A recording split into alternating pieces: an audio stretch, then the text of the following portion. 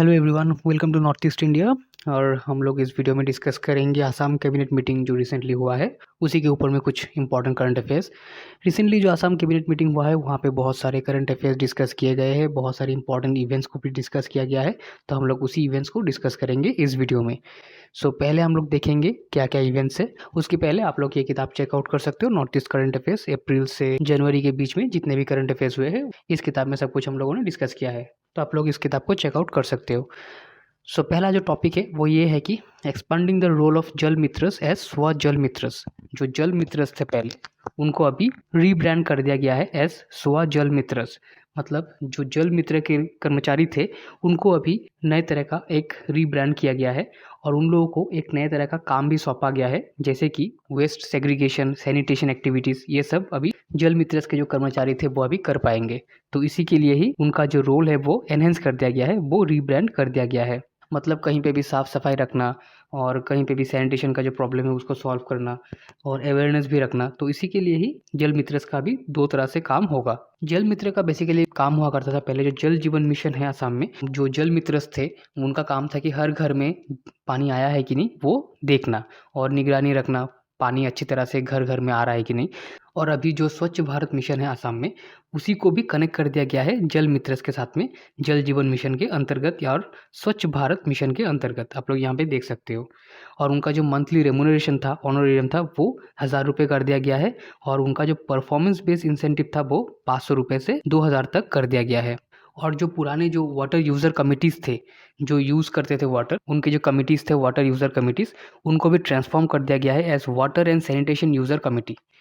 उसके बाद असम गवर्नमेंट ने एक बहुत ही इंपॉर्टेंट डिसीजन लिया है, जैसे कि आप लोग जानते ही होंगे पहलगाम में जो अटैक हुआ था और वहाँ पे जो लोग मारे गए थे by the terrorist of Pakistan. तो वहाँ पे जो लोग मारे गए थे उनके घर वालों को असम गवर्नमेंट 5 लाख रुपए करके देने जा रही है। और ये जो डिसीजन है वो असम कैबिनेट में इस दौरान लिया गया है। और असम के जो कैबिनेट मिनिस्टर्स है वो विजिट भी करेंगे, जो लोग शहीद हो गए हैं, जो लोग मारे गए हैं वो पहलगाम अटैक में, तो उनके घर को भी विजिट करेंगे असम के कुछ कैबिनेट मिनिस्टर्स।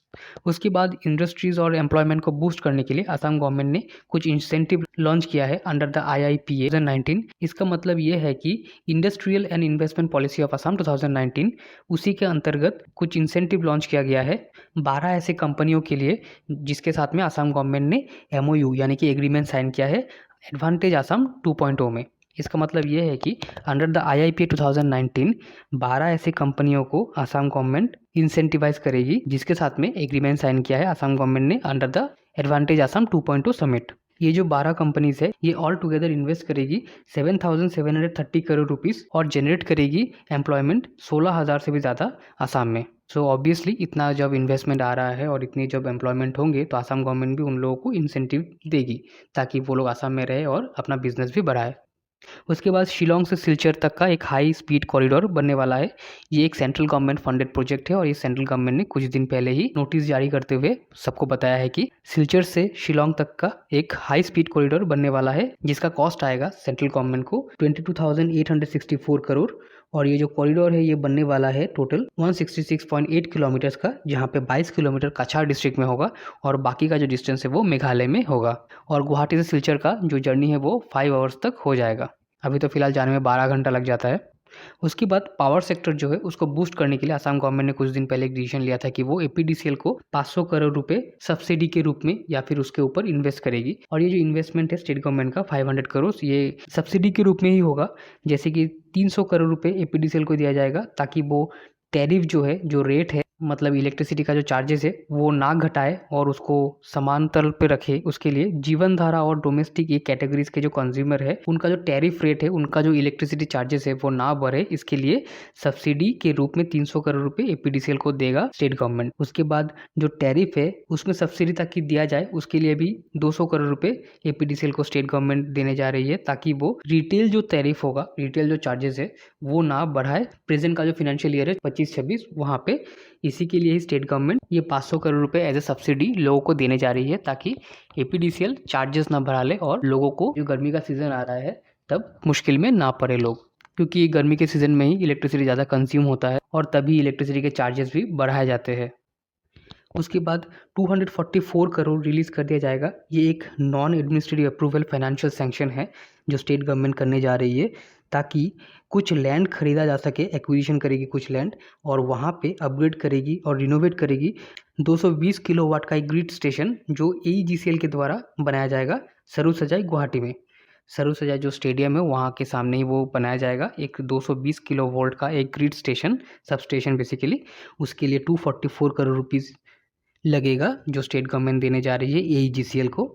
उसके बाद सेफ ड्रिंकिंग वाटर के लिए भी स्टेट गवर्नमेंट ने एक डिसीजन लिया है कि जो लाला टाउन है बेसिकली हाइलाकांदी डिस्ट्रिक्ट में है, वहाँ पे एक वाटर सप्लाई लोगों के घर तक पहुँचता रहे, उसी के लिए ही एक वाटर सप्लाई का एक स्कीम जो है PHE डिवीजन में हाइलाकांदी डिस्ट्रिक्ट में वो बनाया जाएगा लाला टाउन में, ताकि लाला टाउन के अंदर में जितने भी लोग रहते हैं वहाँ पे उन लोगों को वाटर सप्लाई तुरंत और अच्छी तरह से, जब हर घर नल जो कहते हैं हम लोग, घर घर में पानी मिलता रहे, अनइंटरप्टेड वाटर सप्लाई, उसी के लिए ही लाला टाउन में ये कनेक्टिविटी किया जाएगा।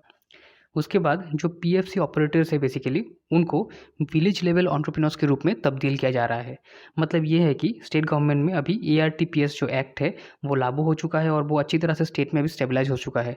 मतलब the Assam right to public service जो एक्ट है बेसिकली वो अच्छी तरह से स्टेबलाइज हो चुका है और उसी के अंतर्गत 362 जो पब्लिक फैसिलिटेशन सेंटर्स थे वो अभी किसी काम के नहीं रहे।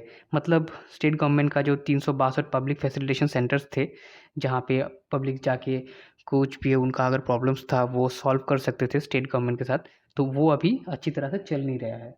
मतलब वो अभी बंद हो चुका है क्योंकि अभी अब सब लोग ऑनलाइन ही कर रहे हैं। जैसे आप लोग लैंड रेवेन्यू, उसके बाद बहुत तरह के जो टैक्सेस है वो आप लोग ऑनलाइन ही पे कर सकते हो स्टेट गवर्नमेंट को, तो वो अभी आ चुका है। तो उसके लिए जो 362 जो पब्लिक फैसिलिटेशन सेंटर्स थे वो अभी किसी काम के नहीं रहे, तो उसी के लिए स्टेट गवर्नमेंट ने अप्रूव कर दिया है वन टाइम ग्रांट। मतलब एक तरह से state government public facilitation centres थे उनके जो ऑपरेटर्स थे उनको 50,000 रुपये देगी वन टाइम ग्रांट के रूप में, एक ही बार देगी, ताकि उनका जो घर परिवार है वो चल सके, क्योंकि अभी वो बंद हो चुका है फिलहाल, अभी वो किसी काम का नहीं है।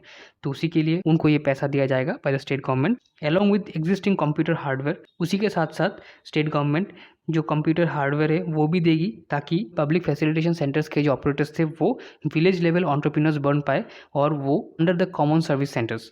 मतलब बहुत तरह से कॉमन सर्विस सेंटर्स भी चलाए जाते हैं, तो वो कॉमन सर्विस सेंटर्स के अंतर्गत वो विलेज लेवल एंटरप्रेन्योर्स बन पाए। इसी के लिए स्टेट गवर्नमेंट पैसा तो दे ही रही है 50,000 रुपीज़, उसके साथ साथ हेल्प भी करेगी ताकि वो एग्जिस्टिंग जो कंप्यूटर हार्डवेयर है वो लगा के वो अपना बिजनेस है पब्लिक फैसिलिटेशन सर्विसेज का वो दे सके under the CSE, under the common service centres. So इस वीडियो में यहाँ तक कि अगर आप लोग को वीडियो अच्छा लगे तो लाइक शेयर कमेंट कीजिए, और आप लोग अगर वो किताब चेकआउट करना चाहते हो नॉर्थ ईस्ट करंट अफेयर्स, तो आप लोग यहाँ पे जो नंबर दिया गया है वहाँ पे टेक्स्ट करके आप लोग अवेल भी कर सकते हो। So thank you for making me part of your day. Happy learning, God bless you all, thank you.